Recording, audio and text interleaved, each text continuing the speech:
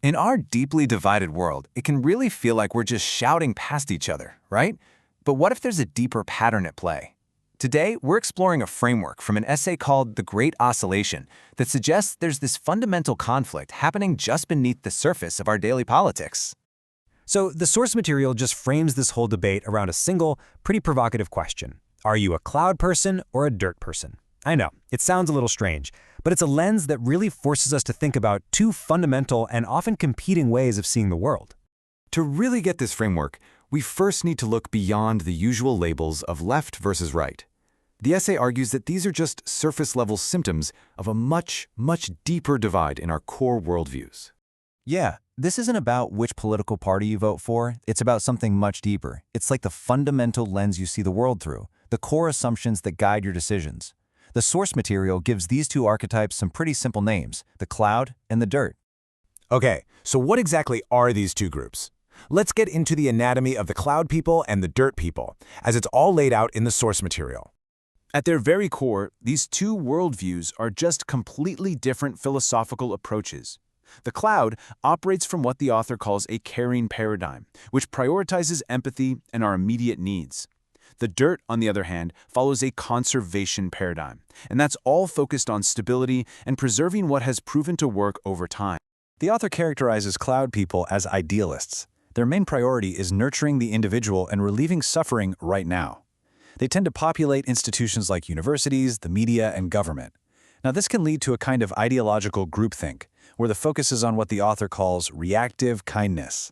Addressing immediate problems, sometimes without really considering the long-term consequences. And here's a key point the essay makes. It argues that while this group claims to follow science, they might selectively ignore facts that conflict with their caring paradigm.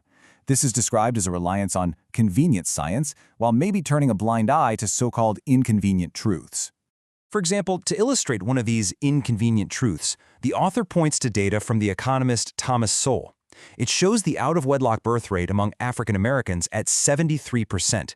The essay argues that this statistic and its potential link to poverty and crime is often ignored because it complicates that simple narrative of just needing more reactive kindness. Now, in contrast, the text describes dirt people as pragmatists. Their worldview is all about conserving traditions and structures that have, proven to work over time. They're presented as valuing struggle as something necessary for growth and focusing on equality of opportunity, not a guaranteed equality of outcome. So with this framework in mind, the author argues that we're now at an existential crossroads. There are two massive modern challenges that are pushing this cloud versus dirt divide to its absolute limit. The first threat is artificial intelligence. The essay argues AI is uniquely disruptive because it doesn't just threaten our jobs, it threatens our very sense of purpose and identity in a world where machines can think and create. And this just brilliantly illustrates the divide. The cloud vision sees AI as the ultimate tool for caring, freeing humanity from labor with something like a universal basic income. The dirt fear, however, is a loss of human autonomy, creating a dependent population that's ruled by a small digital elite who control the AI. The second existential threat is mass immigration. This is where the abstract ideas of caring versus conservation collide in the real world, forcing a direct confrontation between their core principles.